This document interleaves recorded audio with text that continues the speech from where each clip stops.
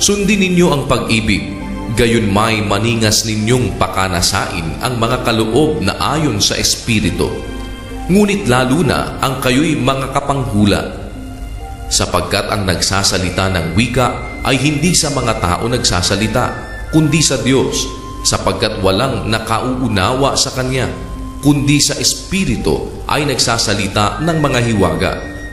Datapwat ang nanghuhula ay nagsasalita sa mga tao sa ikatitibay at sa ikapangangaral at sa ikaaaliw. Ang nagsasalita ng wika ay nagpapatibay sa sarili, ngunit ang nanghuhula ay nagpapatibay sa iglesia. Ibig ko sanang kayong lahat ay magsalita ng mga wika, datapwat lalo na ang kayo'y magsipanghula, at lalong dakila ang nanghuhula kaysa nagsasalita ng mga wika, maliban na kung siya'y magpapaliwanag upang ang iglesia ay mapagtibay. Ngayon nga, mga kapatid, kung ako'y pumarian sa inyo na nagsasalita ng mga wika, anong inyong pakikinabangin sa akin, maliban na kung kayo'y pagsalitaan ko sa pamamagitan ng pahayag o ng kaalaman o ng panghuhula o ng aral? Kahit ang mga bagay na walang buhay na nagsisitunog, maging plauta o alpa, kundi bigyan ng pagkakaiba ang mga tunog, paanong malalaman kung ano ang tinutugtog sa plauta o sa alpa? Sapagkat kung ang pakakak ay tumunog na walang katiyakan, sino ang hahanda sa pakikibaka? Gayon din naman kayo, kung hindi ipinangungusap ninyo ng dila ang mga salitang madaling maunawaan, paanong matatalos ang inyong sinasalita, sapagkat sa hangin kayo magsisipagsalita?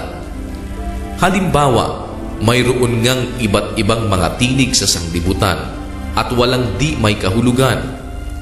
Kung hindi ko nga nalalaman ang kahulugan ng tinig, magiging barbaro ako sa nagsasalita, at ang nagsasalita ay magiging barbaro sa akin. Gayon din naman kayo, na yamang kayo'y mapagsikap sa mga kaloob na ayon sa Espiritu, ay pagsikapan ninyong kayo'y magsisagana sa ikatitibay ng iglesia. Kaya't ang nagsasalita ng wika ay manalangin na siya'y makapagpaliwanag. Sapagkat kung ako'y nananalangin sa wika, ay nananalangin ang aking espiritu, datapwat ang aking pag-iisip ay hindi namumunga. Ano nga ito? Mananalangin ako sa espiritu at mananalangin din naman ako sa pag-iisip. Aawit ako sa espiritu at aawit din naman ako sa pag-iisip.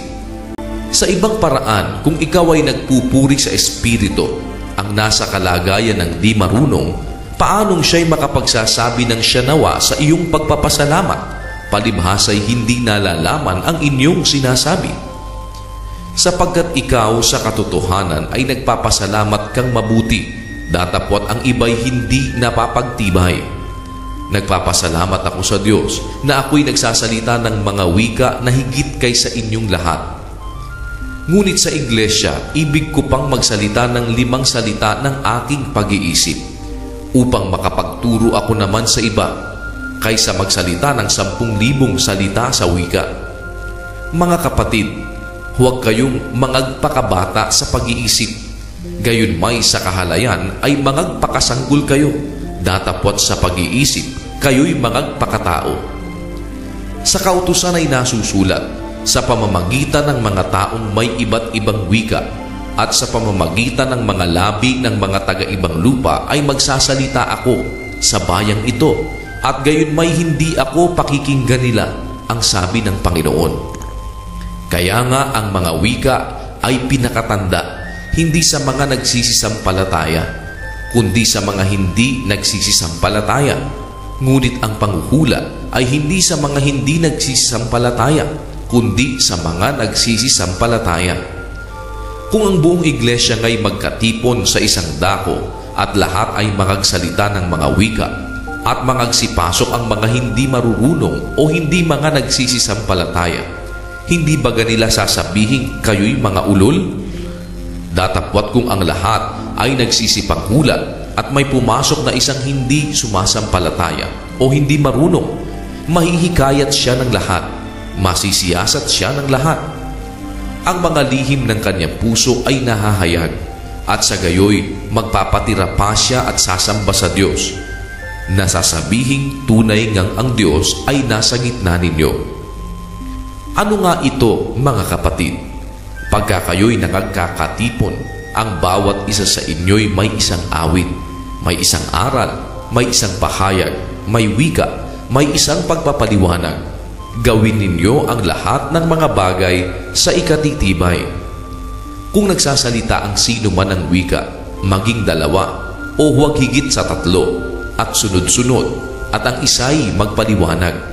Datapwat kung walang tagapagpaliwanag ay tumahimik siya sa iglesia at siya'y magsalita sa kanyang sarili at sa Diyos. At ang 2 o 3 sa mga propeta ay magsipagsalita, at ang mga iba'y mangagsiyasat. Datapwat kung may ipinahayag na anuman sa isang nauupo, ay tumahimik ang nauuna, sapagkat kayong lahat ay makapanghuhulang isa-isa, upang ang lahat ay mangatuto at ang lahat ay maaralan. At ang mga espiritu ng mga propeta ay nasasakupan ng mga propeta, sapagkat ang Diyos ay hindi Diyos ng kaguluhan, kundi ng kapayapaan, gaya sa lahat ng mga iglesia ng mga banal. Ang mga babae ay magsitahimik sa mga iglesia, sapagkat sila'y walang kapahintulutang magagsalita, kundi sila'y pasakop, gaya naman ang sinasabi ng kautusan. At kung ibig nilang maalaman ang anumang bagay, magtanong sila sa kanilang asawa sa bahay, sapagkat mahalay na ang isang babae ay magsalita sa iglesia. Ano? Lumabas baga mula sa inyo ang salita ng Diyos o sa inyo lamang dumating? Kung iniisip ninyo man na siya'y propeta o ayon sa Espiritu, ay kilalanin niya ang mga bagay na sa inyo'y isinusulat ko na pawang utos ng Panginoon. Datapwat kung ang sino man ay mangmang, ay manatili siyang mangmang. Kaya nga, mga kapatid ko, maningas na pakanasain ninyong makapanghula, at huwag ninyong ipagbawal ang magsalita ng mga wika. Datapwat gawin ninyong may karapatan at may kaayusan ang lahat ng mga bagay.